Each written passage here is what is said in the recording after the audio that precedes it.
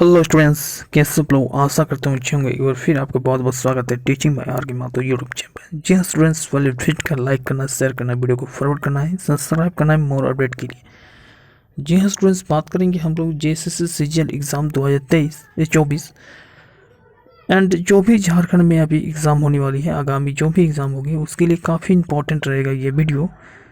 बहुत सारे students comment कर रहे थे सर कि कंप्यूटर का एमसीक्यू करवा दीजिए, क्योंकि कंप्यूटर आपको पता होगा जीके जीएस का आप तैयारी कितनों भी कीजिएगा, आप उसमें यदि अच्छा पकड़ भी रखते हैं तो आपका डिपेंड करता है कि क्वेश्चंस का पेपर क्या पूछा जा सकता है। बट यदि आप कंप्यूटर सब्जेक्ट पर ज़्यादा ध्यान देंगे तो 20 में से आप कम से कम 17-18 नंबर आराम से हासिल कर पाएंगे।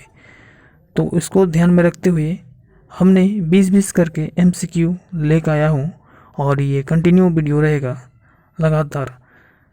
आप पहली बार विजिट कर रहे हैं इस चैनल पर तो आप सब्सक्राइब करके रखें, नोटिफिकेशन ऑन करके रखें, क्योंकि सबसे पहले आपको वीडियो मिलता चले और प्रैक्टिस आप लगाते चलिएगा। कमेंट में आप आंसर भी दे सकते हैं। तो देर नहीं करते हुए ये सारा क्वेश्चंस चलते हैं। और ये प्रीवियस ईयर क्वेश्चंस पेपर आया हुआ सवाल है और कहीं ना कहीं एग्ज़ाम जो में ये रिपीटेड सवाल है। तो चलिए शुरू करते हैं। चलिए क्वेश्चन नंबर 1 पहले स्क्रीन पर देख पा रहे हैं आप। निम्नलिखित में से कौन विश्व का पहला लैपटॉप कंप्यूटर जो है बाजार में लाया था? Option number 1 Hewlett Packard, Epson, लेपिक ट्रेवलिंग सॉफ्टवेयर इंक, और डी नंबर में है माइक्रोसॉफ्ट। क्या हो जाएगा इसका आंसर? तो इसका आंसर जो होगा वो हो जाएगा इप्सन। ठीक है, ये इप्सन कंप्यूटर जो है 1981 में सबसे पहले बाजार में आया था। ठीक है, तो इसको याद रखिएगा। अगला क्वेश्चन आपकी स्क्रीन पर। क्वेश्चंस क्या है? इंटरनेट से सूचना लेने के लिए किस अनुप्रयोग एप्लीकेशन का प्रयोग किया जाता है? ये क्वेश्चंस जो भी आप देख पा रहे हैं, ये क्वेश्चंस जो है पूछा गया है एसएससी सीएचएसएल 2024 में, ये सवाल पूछा गया है। ऑप्शन क्या है? Operating system, web browser, Microsoft word और सिस्टम सॉफ्टवेयर। क्वेश्चंस पे इससे पढ़ देते हैं, ध्यान से सुनिएगा। इंटरनेट से सूचना लेने के लिए किस अनुप्रयोग एप्लीकेशन का प्रयोग किया जाता है? तो इसका आंसर क्या हो जाएगा? Web browser. ठीक है, चलिए अगला क्वेश्चन पे। अगला क्वेश्चन से टेलनेट का तात्पर्य क्या है? टेलनेट का तात्पर्य क्या है? ऑप्शन है telephone network, television network, teletype network और टेलीफैक्स नेटवर्क। तो इसका आंसर क्या हो जाएगा? Teletype network. Option number C यहाँ पर करेक्ट हो जाएगा। अब बहुत सारे स्टूडेंट्स के माइंड में आता होगा सर टेलनेट क्या होता है? तो टेलनेट का तात्पर्य होता है एक नेटवर्क से होता है। टेलनेट संवाददाता आगमन सुगमता प्रदान करने के लिए इंटरनेट या स्थानीय क्षेत्र नेटवर्क पर इस्तेमाल किया जाता है। मतलब एक प्रकार का यह नेटवर्क प्रोटोकॉल्स होता है। इंटरनेट है ना, टेलनेट का एक अर्थ ये भी हो सकता है कि टेलनेट प्रोटोकॉल्स के साथ ये क्या करता है? संबंध को स्थापित करता है। इसको ध्यान में रखिएगा। अगला क्वेश्चन से सिस्टम को बूट करने का क्या अभिप्राय है? ये देखिए एसएससी मल्टीटास्किंग इस एग्ज़ाम में पूछा गया है कि सिस्टम को बूट करने का क्या अभिप्राय है। ऑप्शन है ऑपरेटिंग सिस्टम को लोड करना, कंप्यूटर को डिसमिस करना, बूटिंग नामक एप्लीकेशन प्रोग्राम को चलाना और कंप्यूटर में भौतिक क्रिया से क्लिक करना। तो इसका आंसर क्या हो जाएगा? ऑप्शन नंबर 1 ऑपरेटिंग सिस्टम को लोड करना। सिस्टम को बूट करने का अभिप्राय होता है ऑपरेटिंग सिस्टम को लोड करना।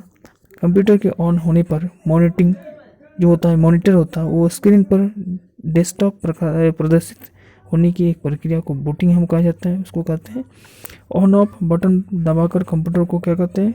खोलने की क्रिया को हम कोल्ड बूटिंग कहा जाता है। अगर इसके बाद भी कंप्यूटर खुला हो परंतु ऑफ ना हो तो हम कंप्यूटर पर कीबोर्ड में क्या करते हैं? Alt plus control plus delete दबाकर या रीस्टार्ट बटन दबाकर उसे रीस्टार्ट करते हैं, तो उसको हम वर्म बूटिंग कहते हैं। ठीक है, अगला क्वेश्चन है कि ऑपरेटिंग सिस्टम पर राउंड रॉबिन शेड्यूल से क्या तात्पर्य होता है? ये भी सीएचएसएल में पूछा गया सवाल है। ये एक प्रकार का शेड्यूल होता है, ये प्रोसेसिंग एप्लीकेशन पॉलिसी है, या मेमोरी एप्लीकेशन पॉलिसी है, या रिपीटेशन पॉलिसी है। इसका आंसर क्या हो जाएगा, फटाफट दीजिए आप लोग।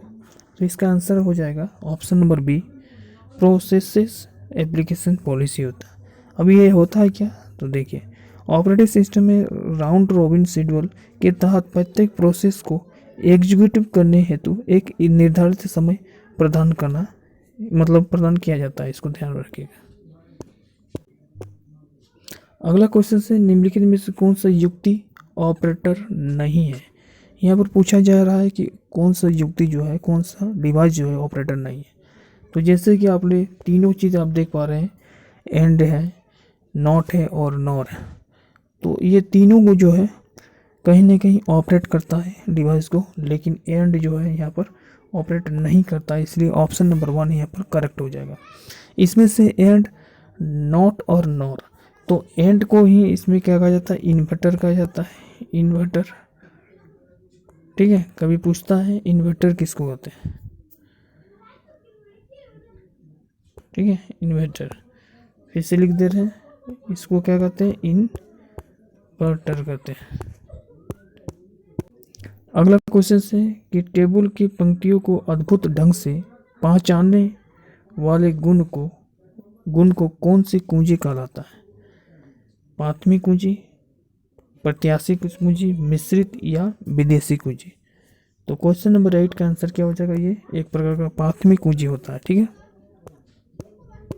अगला सवाल है, किसी सक्रिय कंप्यूटर, ध्यान रखिएगा, यह संकर कंप्यूटर में निम्नलिखित में से या निम्न में से किन विशेषताओं का समन्वय होता है।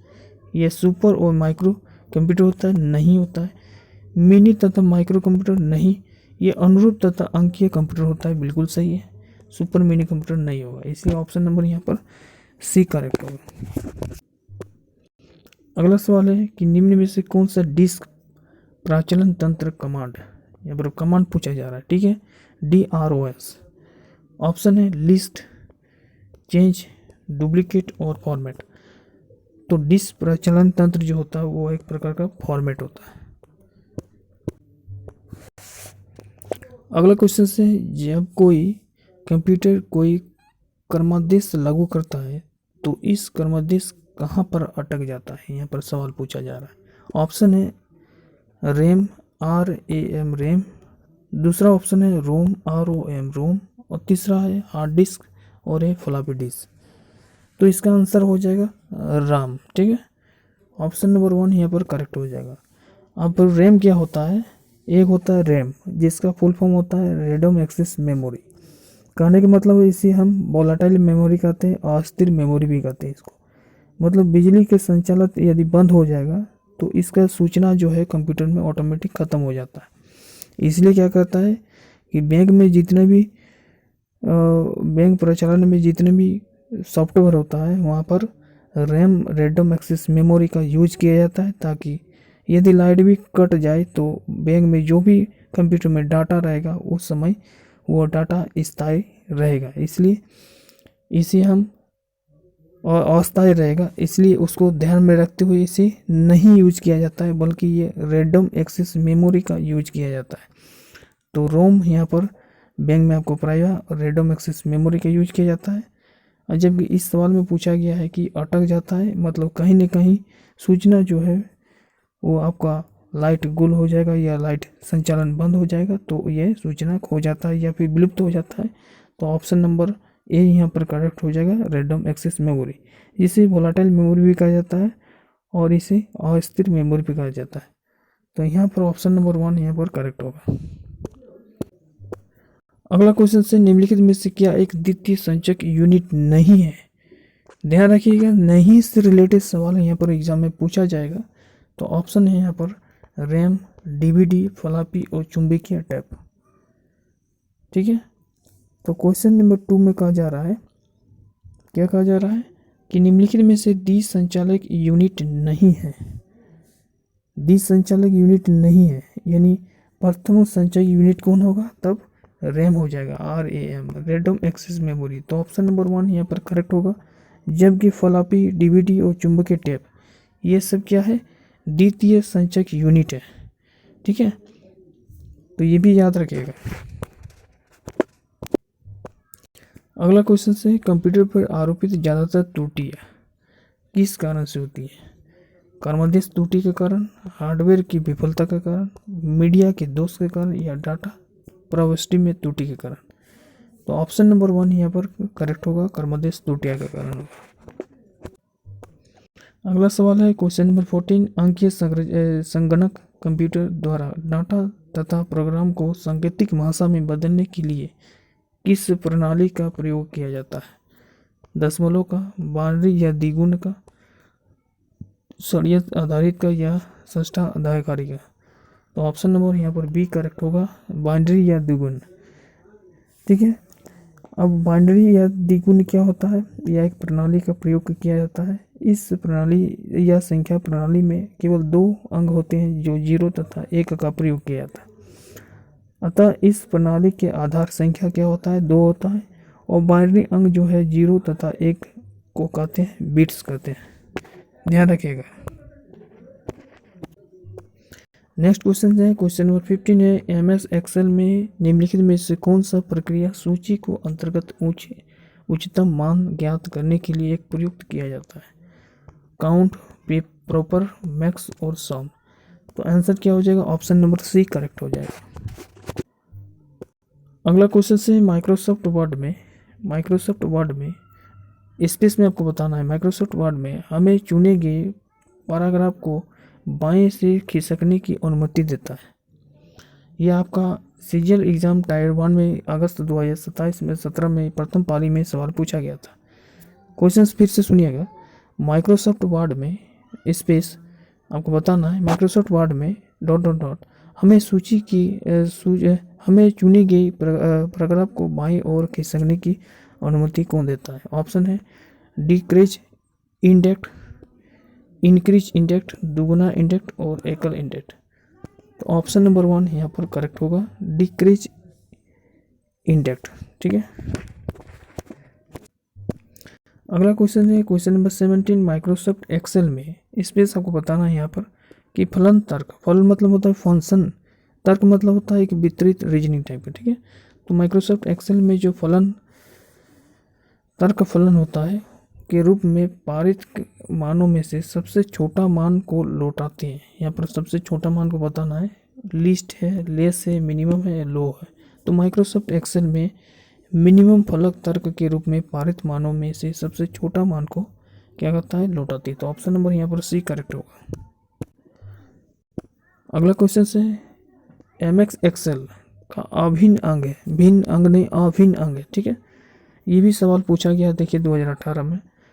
तो एमएस एक्सेल का अभिन्न अंग क्या है? MS office, MS word, GNOME office और के ऑफिस। तो दोनों को हटा दीजिए, ये नया नाम आप लोगों को लग रहा हो, लेकिन एमएस ऑफिस या एमएस वर्ड। तो ऑप्शन नंबर यहाँ पर क्या हो जाएगा? MS office. एमएस ऑफिस क्या होता है? देखिए, कार्यालय या ऑफिस में कोई काम होते हैं जैसे कि पत्र का प्रारूप तैयार करना, गणना करना, सुचित्रित कार्य करना, या प्रस्तुति या डाटाबेस प्रबंधन मैनेजमेंट करना, या ईमेल इत्यादि, ये सब काम होता है। इन सभी कार्यों को कंप्यूटर के माध्यम से करने के लिए सॉफ्टवेयर का पैकेज माइक्रोसॉफ्ट ने तैयार किया था, जिसे हम एमएस ऑफिस या माइक्रोसॉफ्ट ऑफिस कहते हैं। एमएस एक्सेल जो होता है वो एमएस ऑफिस का ही एक अभिन्न अंग होता है, इसलिए इस क्वेश्चन का आंसर क्या हो जाएगा? MS office. एमएस मतलब होता है माइक्रोसॉफ्ट ऑफिस, ध्यान रखिएगा। क्वेश्चन नंबर 1 आंसर हो जाएगा इसका, ऑप्शन नंबर 1 ये आंसर होगा। ठीक है, अगला सवाल देखिए यहाँ पर, सनलेब जावा कार में आपकी कार का नेटवर्क बाहरी दुनिया से जोड़ने रखने के लिए किस प्रौद्योगिकीकरण का प्रयोग किया जाता है? प्रौद्योगिकीकरण का मतलब होता है टेक्निकल का प्रयोग किया जाता है। तो यहाँ पर है अंत स्थापित करता है, जो आप लोग देखते होंगे अभी बड़ा बड़ा जो भी कार आया है तो उसमें एक डिजिटल नेटवर्किंग सेट किया गया है, जिसमें बाहरी दुनिया से जोड़े रखने के लिए एक टेक्निकल का प्रयोग किया जा रहा है। तो ऑप्शन नंबर यहाँ पर क्या होना चाहिए? अंत स्थापित, स्लैम और स्मार्ट स्क्रीन, या अभिगमन बिंदु। तो आंसर क्या हो जाएगा इसका? ऑप्शन नंबर ए अंत स्थापित हो जाएगा।